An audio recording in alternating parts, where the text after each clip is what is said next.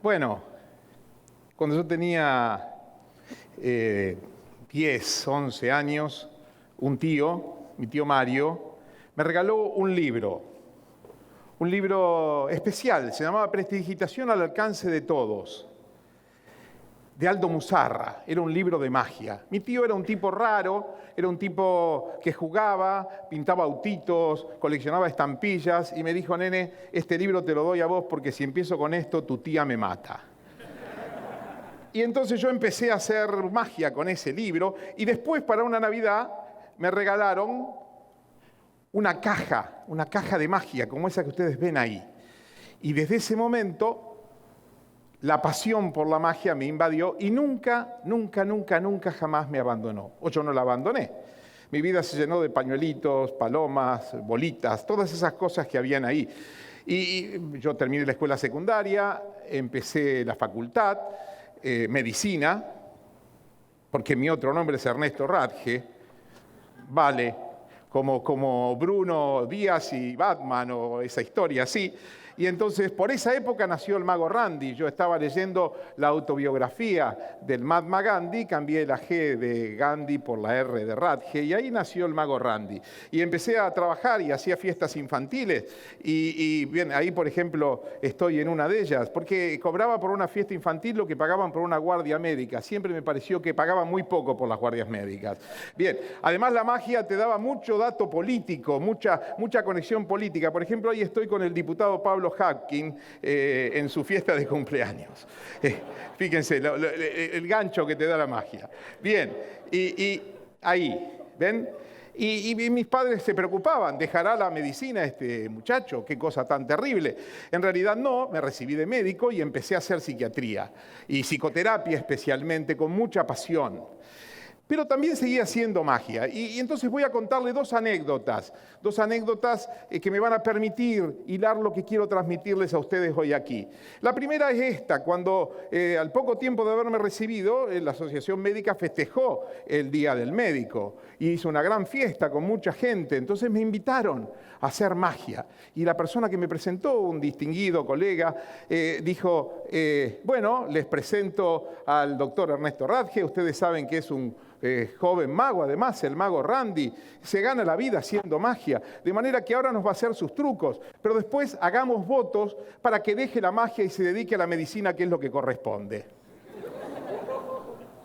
Bien, y hace un par de años, caminando por Boulevard Oroño, venían dos señores en sentido contrario, y entonces uno le dice al otro, sin mirarme, yo escuché esto, le dice, o mago o médico, las dos cosas no.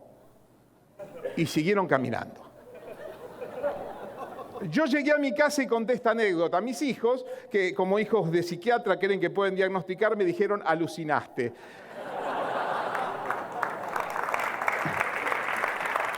Eso lo tenés adentro tuyo.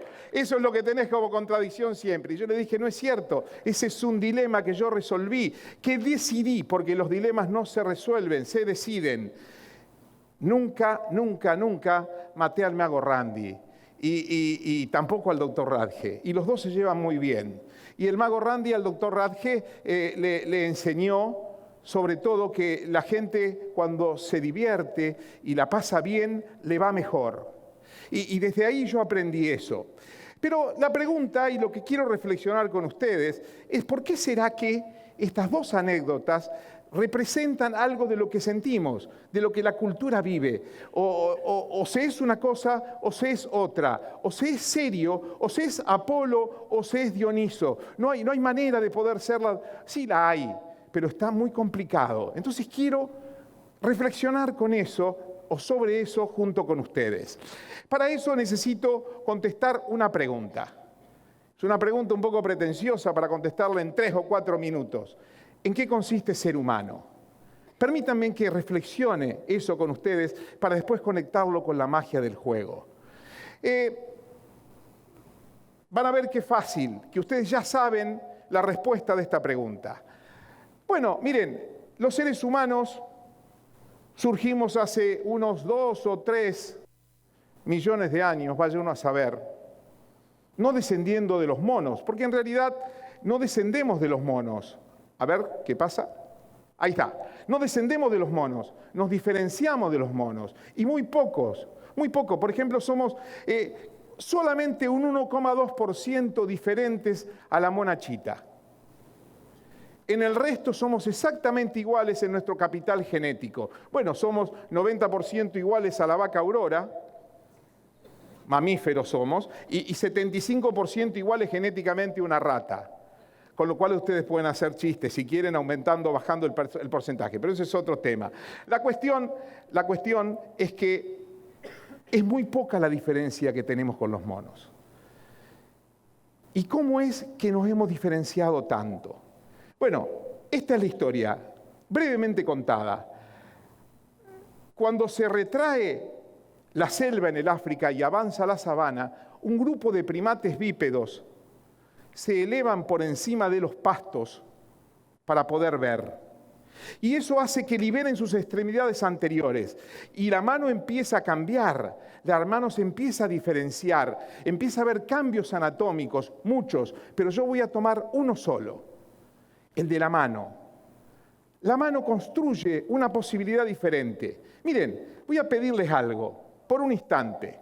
Quiero que todos pongan su mano de esta manera, por favor. Bien, perfecto. Podría parecer un acto político, pero no lo es. Es una experiencia científica. Miren, abran la mano así de esta manera. Extendieron el pulgar. Los monos no pueden hacer eso. Fíjense ustedes, lo que ustedes van a hacer ahora es oponer el pulgar de esta manera. Pero la mano no solo sirve para eso, para esa extraordinaria... No la bajen, un instante nada más. Les pido que por favor coloquen la mano en la espalda de la persona que tienen al lado. Bien. Y ahora comiencen a describir círculos en la espalda de la persona que tienen al lado. Vamos, háganlo. Bien, ahí hay 2 que están entusiasmadísimos. Bien. ¿Qué están haciendo? ¿Qué hacen? Caricias, mimos, claro. Eso. La mano se convierte en un instrumento de ternura. Y además después, con el surgimiento del lenguaje, el hombre no solo acaricia con las manos, también acaricia con las palabras. Entonces, recapitulemos. En ese grupo de nuestros ancestros, ese grupo de primates bípedos que se reúnen en la intimidad en torno a la crianza de los niños, en torno a la sensualidad y a la ternura de la hembra humana, surge lo humano. De manera que la emoción que distingue a los seres humanos es la emoción amorosa. Los seres humanos somos mamíferos básicamente amorosos. Y ese amor es lo que nos constituye. Y desde ahí se funda lo social. No podría fundarse lo social si la emoción de partida no fuese la emoción amorosa.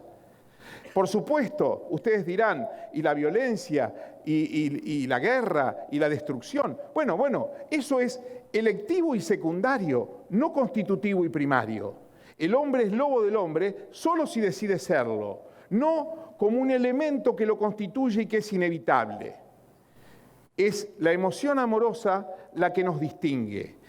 Y todos sabemos que cuando esa emoción amorosa desaparece de alguna manera o se atenúa, la pasamos mal. Y si se atenúa por mucho tiempo, en relación a nosotros y o a los otros, hasta podemos llegar a enfermarnos. Y todos sabemos eso. Y todos sabemos que en la crianza de los niños esto se juega especialmente. Y todos sabemos que en la crianza de los niños se juega esta cuestión de ternura que se expresa en el juego. El niño, en confianza, en la confianza que le dan sus adultos, aprende a jugar. Y en la medida en que aprende a jugar, se va incorporando al mundo. Por eso la magia del juego, porque cuando el niño juega, alumbra el mundo en el que vive. Y siempre somos niños, eso se llama neotenia. La infancia se extiende durante toda nuestra existencia.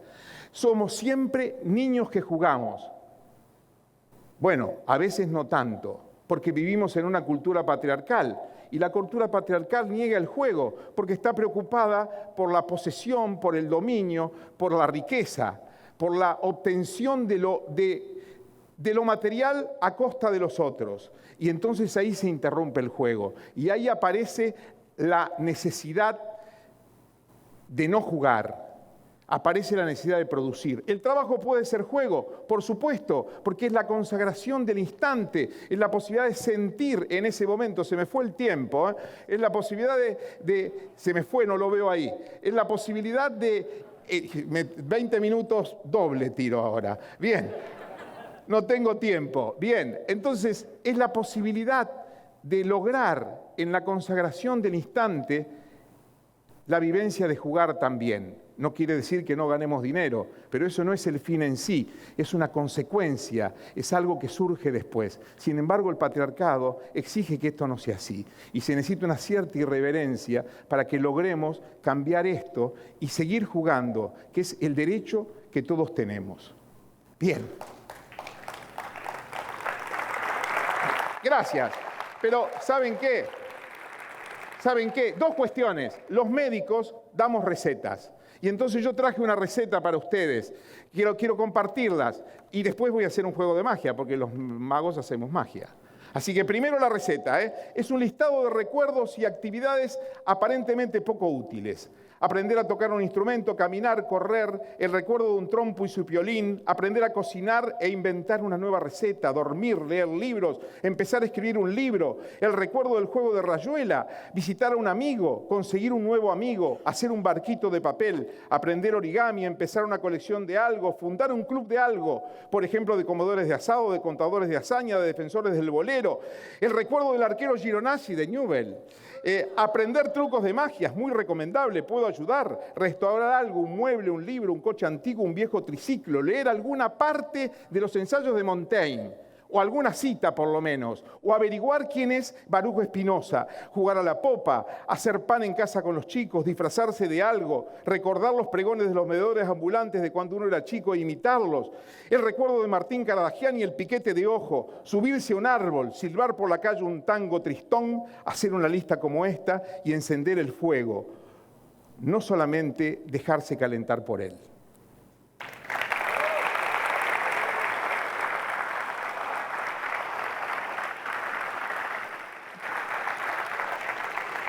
Pero mis queridos, los magos hacemos magia.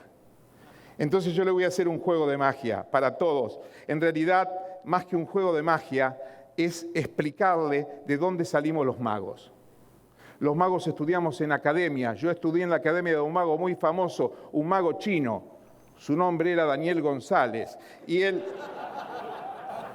día que yo iba a rendir mi examen final como mago, me presentó 2 varitas como estas, de las cuales colgaban 2 pompones. Y me preguntó, alumno Randy, mi nombre de mago, no confundir, ¿cuál es la ley mágica que se cumple para cuando yo tire este pompón este otro muy, pero muy despacio suba? Y cuando yo tire este pompón este otro muy, pero muy despacio suba. Muy fácil, le dije yo, que me he dado cuenta como ustedes. Las cañitas están unidas por delante, ¿verdad? Entonces él me mostró que no, que las cañitas no estaban unidas por delante.